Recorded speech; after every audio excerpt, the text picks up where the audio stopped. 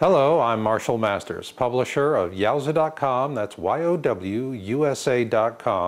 and co-author and publisher of Planet X Forecast and 2012 Survival Guide. In this, our first show for Planet X Special Report, we're going to take on two of the questions that seem to come into our email boxes most often. Where is Planet X, and what is the most likely worst-case scenario?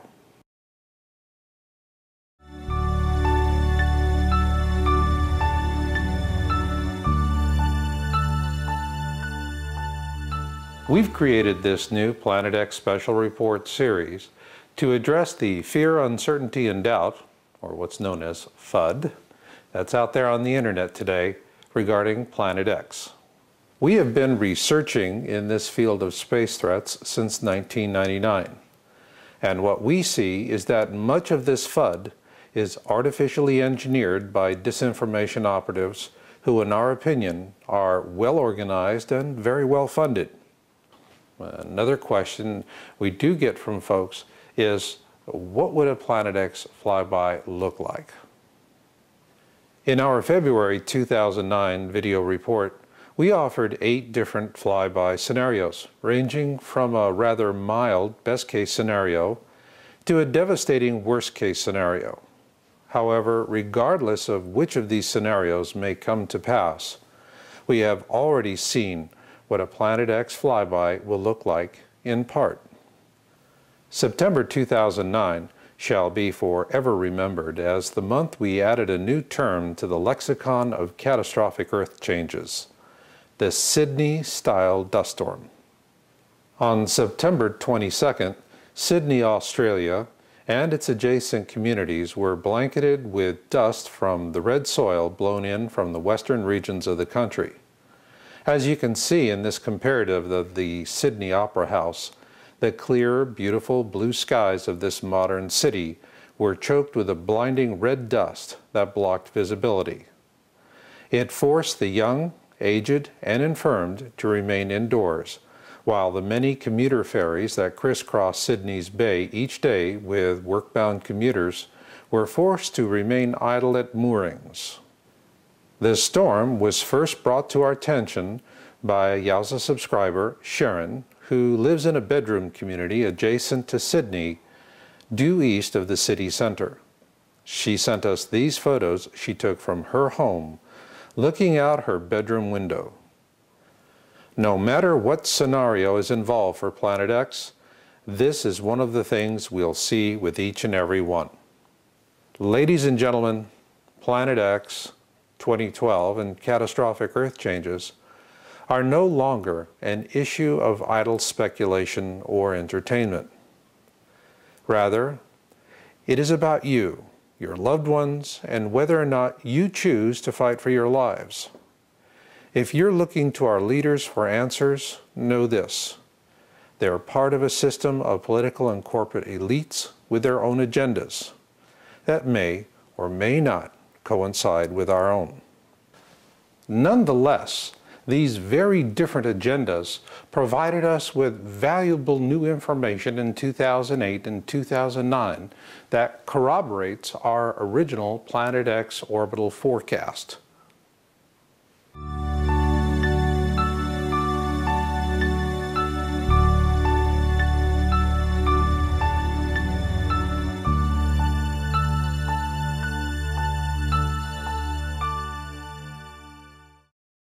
Beginning in 2008, we saw the onset of a massive disinformation campaign. And the goal of this campaign was to lead people down unproductive rabbit holes so that they would become discouraged and leave the topic. Well, it's not working for them. And in fact, what we did find was rather valuable information. To understand that, we need to start with their principal attack method, what we call the ecliptic false positives. The best way to visualize the ecliptic is to start at a point in the center of the sun and then go out in a flat plane from there through the known planets and moons of our solar system, and finally on out to the 12 constellations of the zodiac.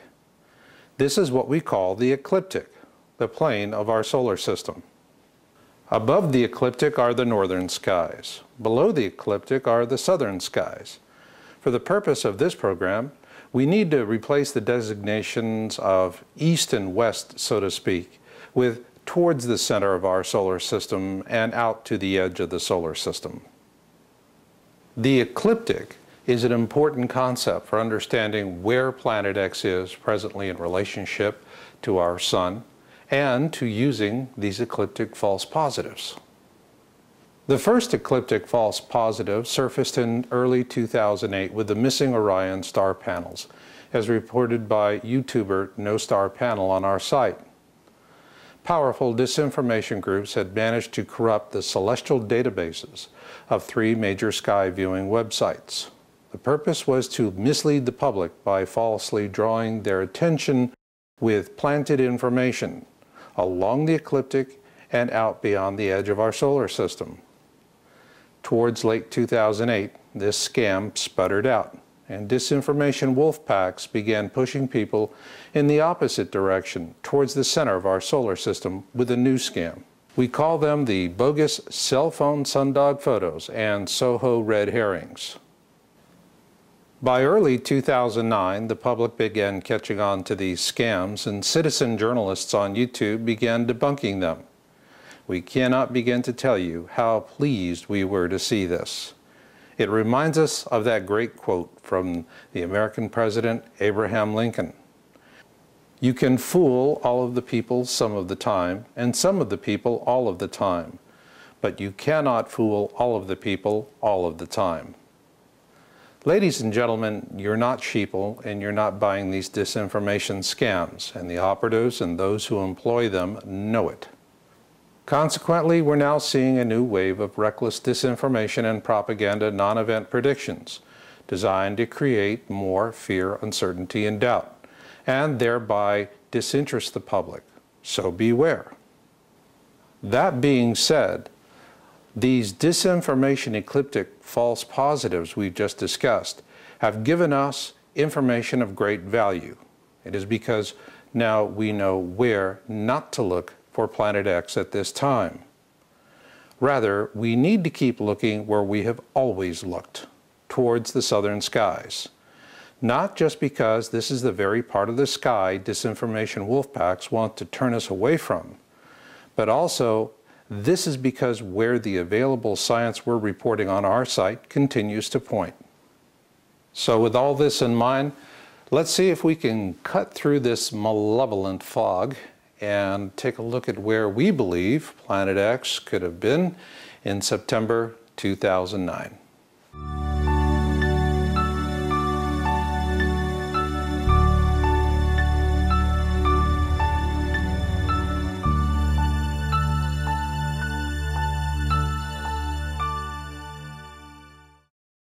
What the disinformation ecliptic false positives of 2008 and 2009 show us is that we were pretty much on the money right from the get-go.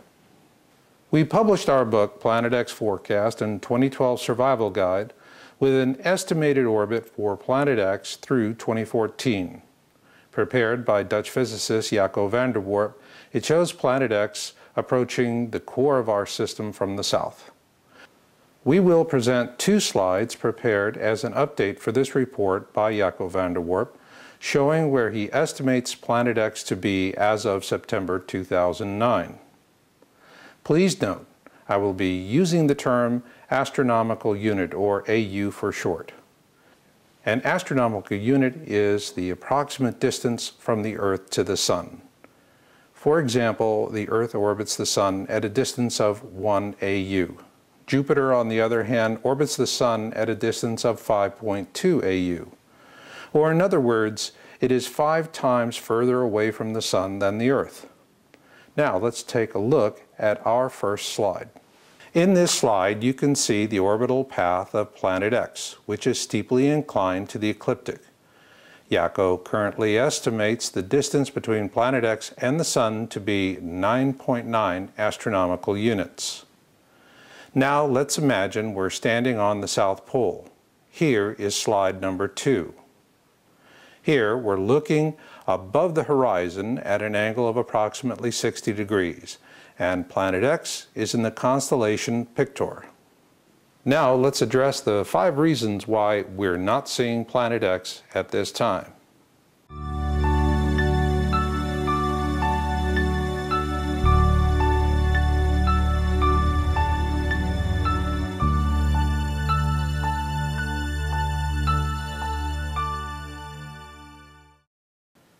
We know Planet X has been here before, and we have the ancient accounts of the Sumerians, Egyptians, Celts, and many more.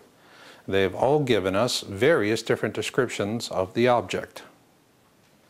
For example, in the ancient wisdom texts we publish called the Kolbrin Bible, the ancient Egyptians called it the Destroyer, whereas the ancient Sumerians called it Nibiru. Consequently, there are a lot of different ideas as to the nature of this object.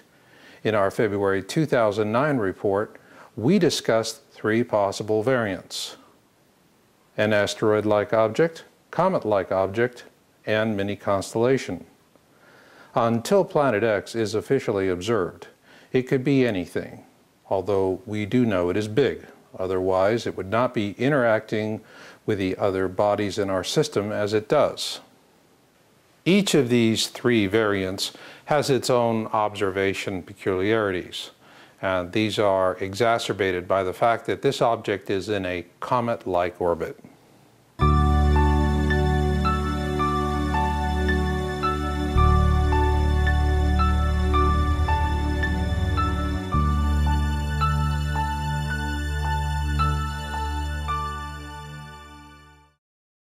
Regardless of what type of object Planet X turns out to be, one thing we do know is that it is in a comet-like orbit, and that makes it very unpredictable.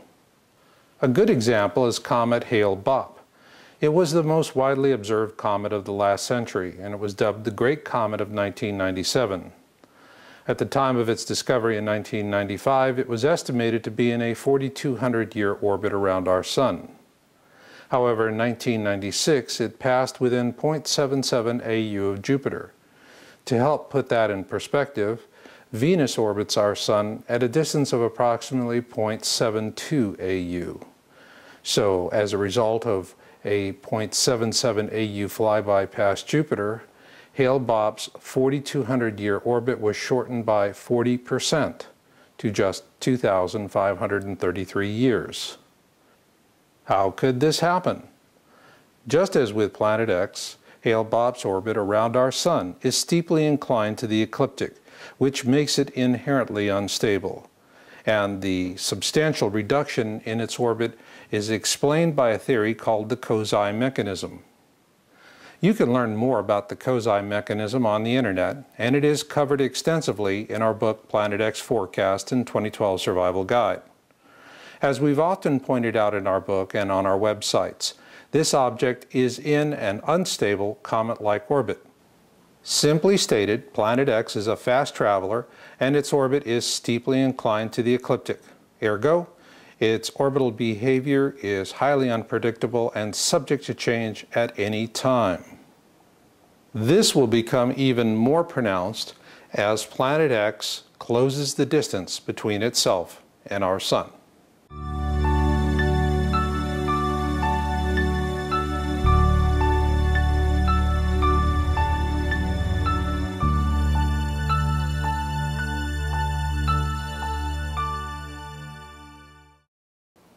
The closing distance between Planet X and the Sun is very important for us to consider. Now let's take another look at that first slide prepared by Jaco van der Warp. He currently estimates the distance between Planet X and the Sun to be 9.9 astronomical units. That is nearly twice the distance between Jupiter and the Sun. This is an important fact because comets are not typically observed until they're inside the orbit of Jupiter. They must come this close to the Sun before they develop a coma and tail. This in turn helps to also explain why Planet X is going to be difficult to observe at this time, assuming it is a comet-like object.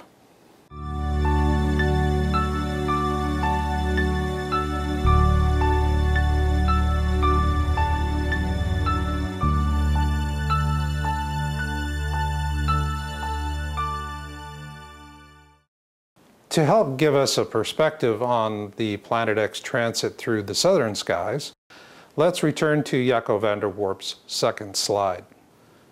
When we presented the second slide, the one where we are looking from the South Pole out into space, we're doing so at an angle of approximately 60 degrees up from the horizon.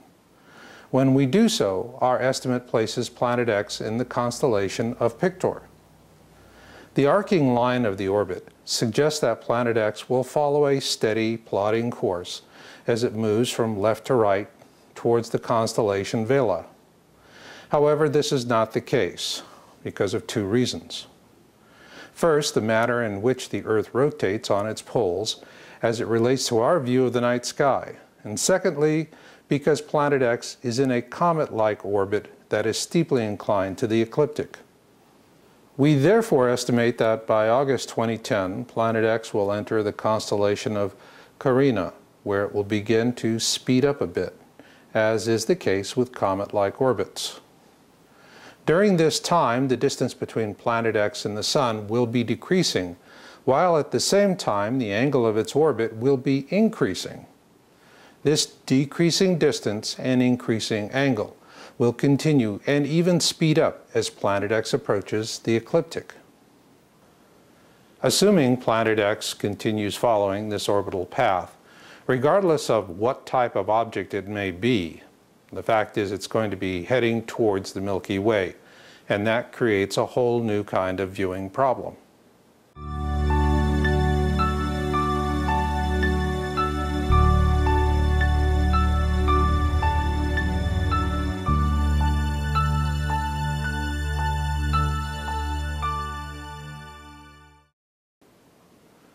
When viewing an object in the night sky, you must be able to differentiate between it and the star field behind it. To illustrate the complexity of this, let's assume that you are going to a candlelight vigil to meet a friend. You know what your friend looks like, and you know he or she will be holding a candle. But when you arrive, spotting your friend becomes a very difficult proposition. The same holds true with Planet X. At this time, it is about to pass through the most magnificent candlelight vigil, if you will, in our night sky, the Milky Way. With that in mind, let's return to our second image of the South Pole view. Here we see Planet X slowly making its way along its orbital path towards the constellation Vela. In this slide, we are showing you the position of Planet X relative to the South Pole point of view. Now, let's take the same panel slide and increase the brightness. The light gray area that runs through the right side of the image from the constellation Bella down through to the constellation Canis Major is the Milky Way. So not only is Planet X twice the distance from our Sun as Jupiter, it is passing through an area of the sky that receives less than 2% of our attention, and one with a very dense background star field at that. Ergo, what you've got is the proverbial Planet X needle in a cosmic haystack. So who will officially announce the discovery of Planet X? Certainly not some run-by fruiter with a cell phone.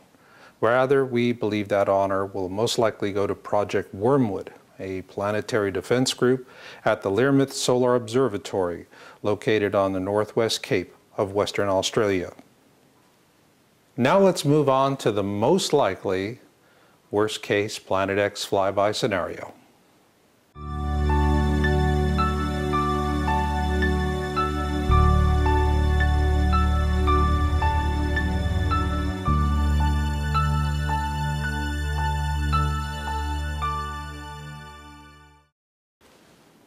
This is the difficult part of this video briefing for us as Planet X researchers, because we really do understand how these various different Planet X flyby scenarios could work out.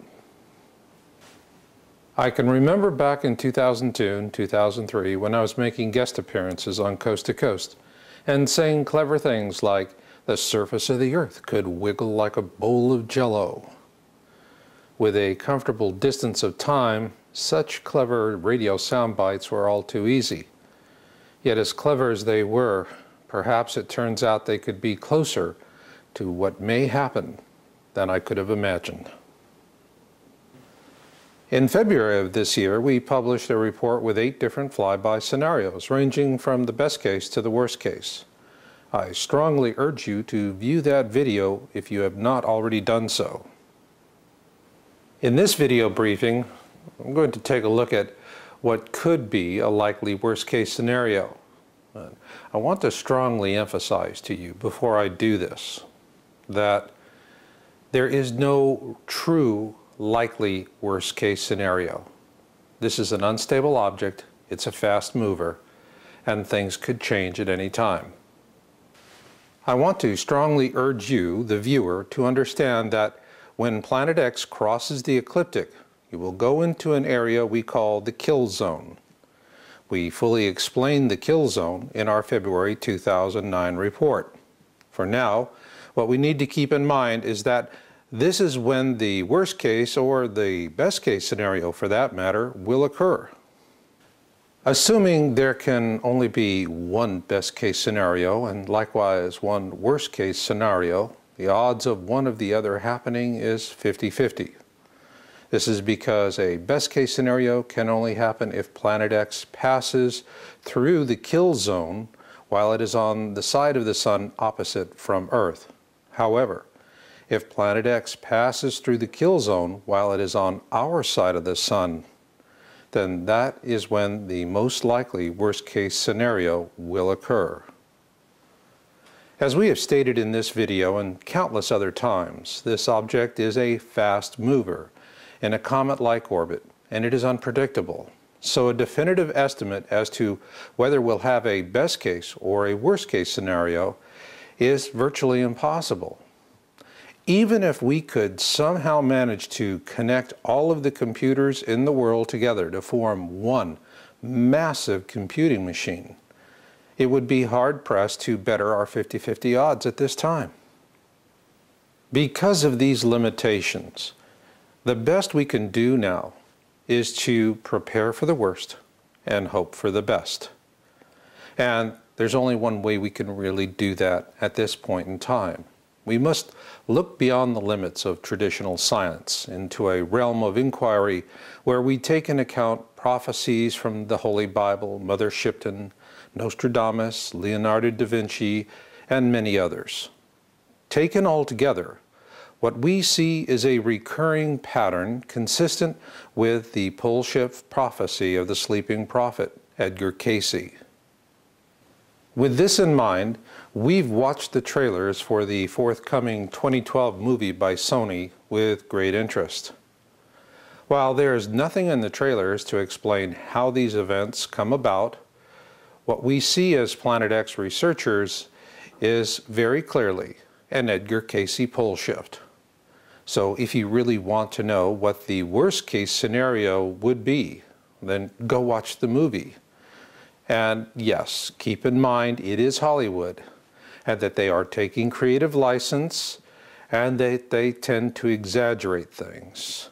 However, when we look at it, at least from what we see from the trailers, it's a spot-on Edgar Cayce pole shift, complete with mega tsunamis, superquakes, and supervolcano eruptions. One thing we've noticed with Sony's 2012 movie trailers is that they open with this really ominous 2012 Mayan prediction. Well, the Maya were telling us something much more than that. Yes, it's the end of an era, but it's also the beginning of a new era. And let's keep that in mind as we look at what could be a possible worst-case scenario for 2012 and beyond.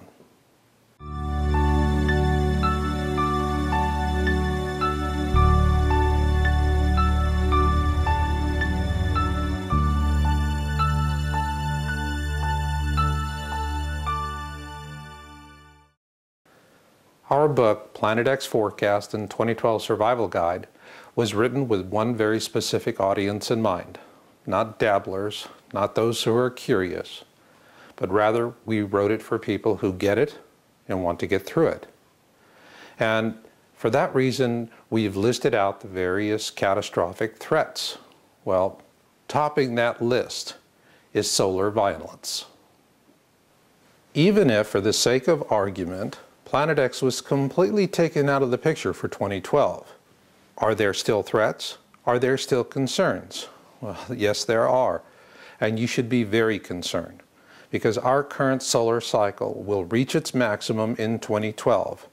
And if what the scientists are telling us holds true, that's when all hell breaks loose. So what will all hell breaking loose look like in 2012? Well, we have a historical model for that. It's called the Great Storm of 1859. In an article published in October 2003 on Space.com, science writer Robert Roy Britt takes us back in time to 1859. Simply put, this solar storm remains the most violent ever recorded in American history, and it was 3 times more powerful than anything we've ever seen since the end of World War II. However, in 1859, the state of technology was primitive. It was mostly telegraph lines running through both America and Europe. These telegraph lines shorted out during the storm of 1859 and consequently ignited numerous widespread fires on both continents. Not only that, in Hawaii, they reported seeing the aurora borealis. Of course, this begs the question, if a solar storm such as the one that struck the Earth in 1859 were to strike today, what would that mean for us? Once again, we turn to the author, Robert Roy Britt. In an article written for Fox News in January 2009, Mr. Britt examines the implications of an 1859 event happening today. Britt tells us in this article for Fox that should another storm as powerful as the one that hit America and Europe in 1859 hit us again, particularly in 2012, it could shut down the United States for months. This according to the National Academy of Sciences, which has also expressed the opinion that there is a very great likelihood of another such storm occurring in 2012. So what would that mean? Well, just in the United States alone, 113 million Americans would find themselves in a blackout. Not one lasting a few days, but rather a blackout lasting several months. This is totally consistent with a 2012 warning given on Fox News by physicist Dr. Michio Kaku, as noted in our February 2009 report. Satellites, satellite television, all of that could get disrupted, peaking around 2012. So your point is we can't do anything about it in space, but we can do something back here on Earth. That's right. But backup systems, are companies really doing that? Well, they're going to have to do it because, see, we scientists made a mistake. Now, before we move on, I want to make one thing perfectly clear. We are not glorifying Fox News here. As a matter of fact, the news entertainer, I don't call them reporters anymore, the news entertainer that interviewed Dr. Michio Kaku has a new formula. 2012 equals Y2K. You know, the millennium bug. Well, that begs the question, where are you at with all this? Are you saying, I'll believe it when I see it? And if so, let me ask you this. What are you going to see when the whole nation is blacked out for months as the result of a violent solar storm? While you ponder that, let's move on to the closing thoughts for this video briefing, and that being what we believe to be the greater significance of 2012.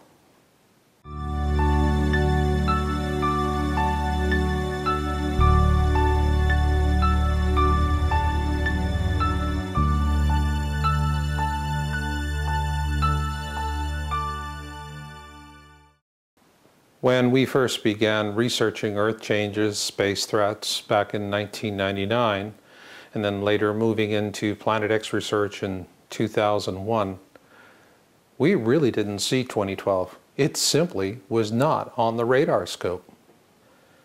However, as the years passed and the data came in, we began witnessing this incredible convergence upon this 2012 date.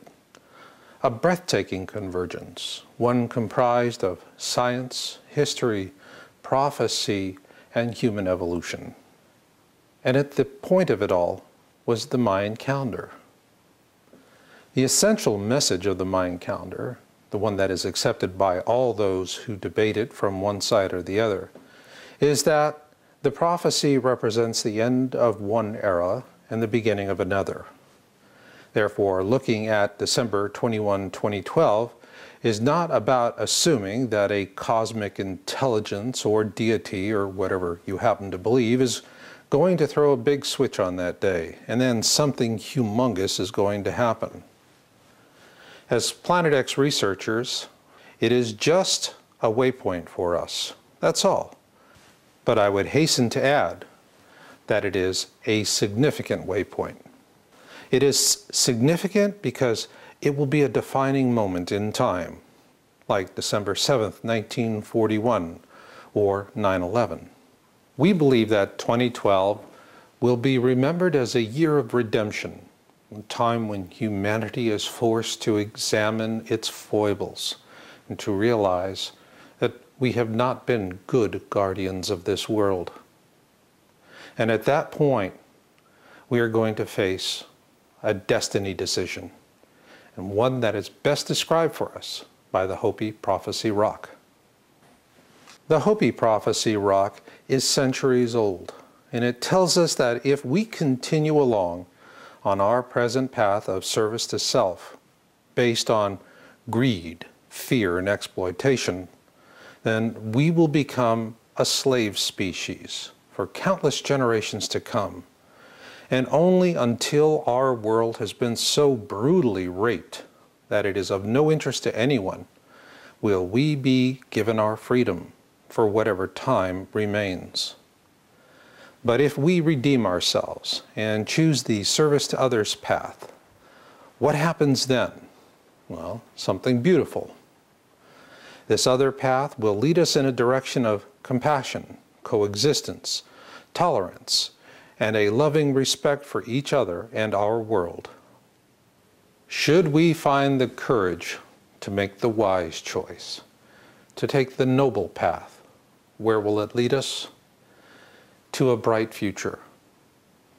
The generation that follows 2012 will be the most important population of humans in the history of our species.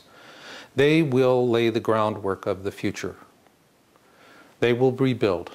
They will move on. And consequently, our descendants will make their ways to the stars. There, they shall not number in the billions as we do today, but in the hundreds of billions. And it will be a bright and enlightened future for our species. So imagine with me for just a moment this distant future, and assume that you are one of our future descendants, grateful for our noble sacrifices, and looking back in time at the year 2012, the year of redemption. How will you remember it? Well, for us, 2012 will be the last year of this era, and likewise we'll have 2013 and 2014 and so on. However, should we choose the noble path shown us in the ancient Hopi Prophecy Rock, the future generations will look back upon the year 2013 by another name. They will call it 1 AE, for the first year of the Age of Enlightenment. We at Yowza.com do all that we do because we're in it for the species, and because we do believe that humanity will make the wise choice. We will take the noble path, and there will be a 1 AE. And I'll leave it on that note. So until the next time we meet, remember Marshall's motto: destiny comes to those who listen, and fate finds the rest. So learn what you can learn, do what you can do, and never give up hope. And this is Marshall, and I'll catch you on the backside.